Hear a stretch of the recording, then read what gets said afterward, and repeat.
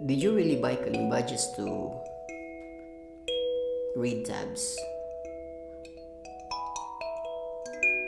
or to memorize tabs? Don't you wish to create your own music?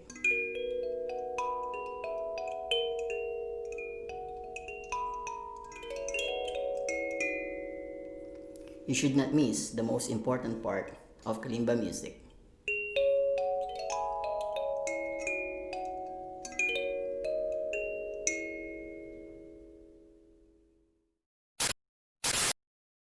Hello everyone! This video is to announce that I'm launching a new series, a new set of lessons which you can find in my YT playlist. Learning materials of this series will be available at my coffee page. You can buy me coffee. But you don't have to, okay? Today I'll give you the first exercise which we call ascending and descending notes over one chord. But first let's answer how music improvisation leads to music writing.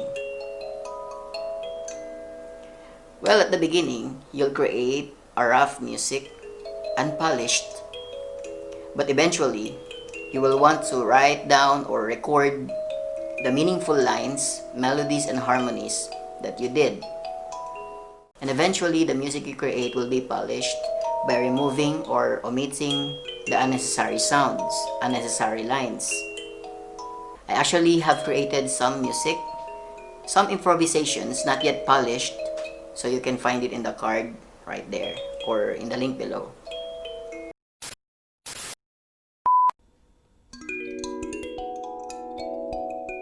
If you have headphone, it will be better.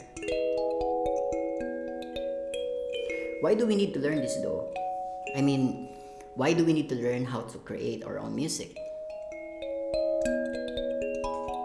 You know, I believe po, people who love Kalimba love silence.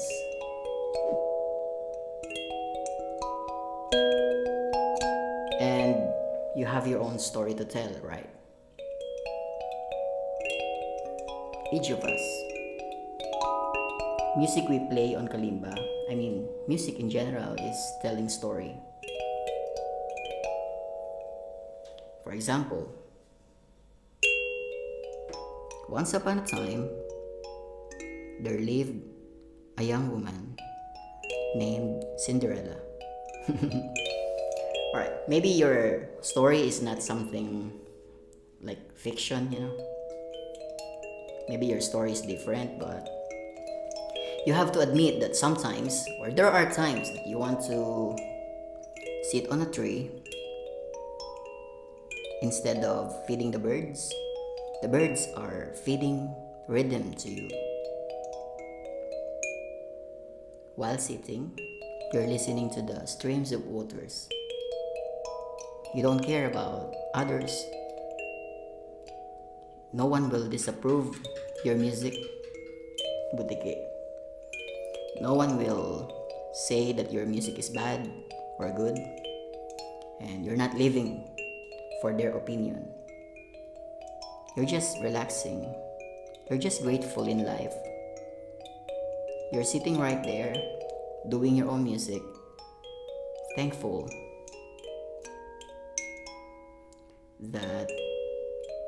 about the life that God has given you and that He is loving. Alright, something like that.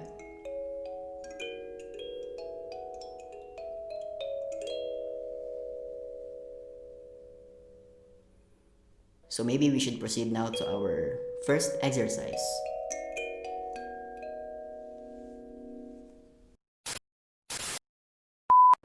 Alright, so let's begin this first exercise of this series, and this is what I call ascending and descending notes over one chord. But first, let me request you to forget the Kalimba that we used to know, or at least to put it into different compartment. That is the letters and numbers.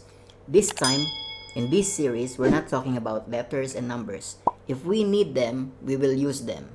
But I'd like to put another perspective or approach the way we see Kalimba. We call it boxes and phrases. Alright, so this is your box number 1. That's your C.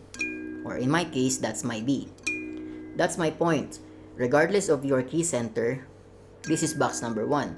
Whether you're in A, in B, in C, in D, in E, this is box number 1. That also means that the key center of your kalimba is not important. You can still follow this video. Box number 1. And phrases are the notes that sounds like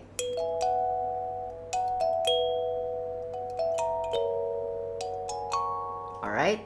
So boxes and phrases. Improvisation is more into free music, so it's not yet a written music. That's why nobody will tell you that you're not in the right tempo, you're not pressing the correct notes. Okay, that's how we are going to do it.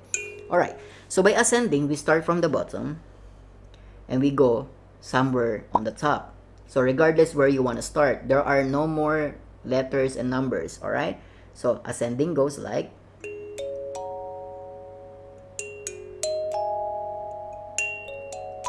alright, descending, we will start from the top or higher notes going to the bottom or the lower notes. So descending will go like, those are descending phrases. Now let's pick up our rhythm. 1, 2, 3, 4. Suppose that's our rhythm. The accent will fall in beat number 1 and you have to press your C or your box number 1, your B. Okay, 1. The center of your kalimba. Whether it's 1 time or 2 times or 3 times, that's your box number 1. 2, 3, 4. 1, 2, 3, 4. Okay? Now we will put the ascending notes. 1, 2, 3, 4. 1, 2, 3, 4. This time, the descending notes. 1, 2, 3, 4. 1, 2, 3, 4.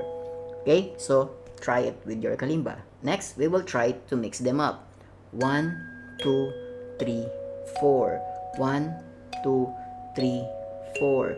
1, 2, 3, 4.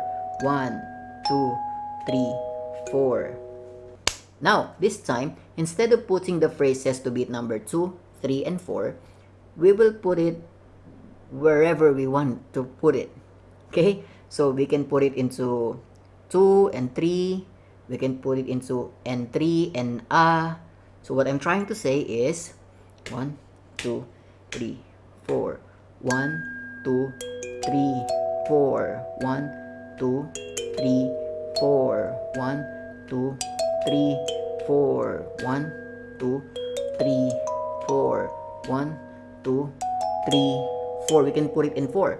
1, 2, 3, 4. 1, 2, 3, 4. 1, 2, 3, 4. Anywhere.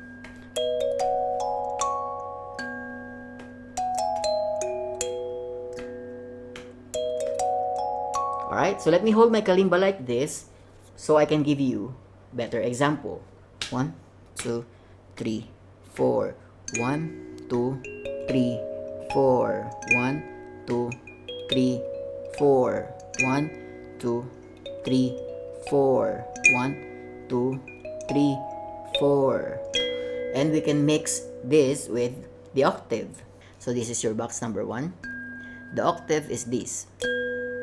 And the second octave is this. Okay? Alright? So let's try it.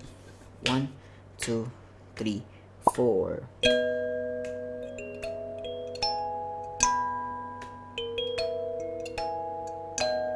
So what I'm doing is, while mixing ascending and descending notes, I also put the octave together.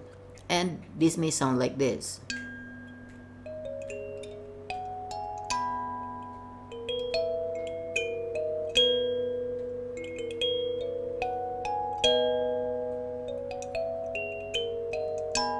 That is your box number 1. 1 chord progression. Okay, so at the beginning, your music may not create any sense.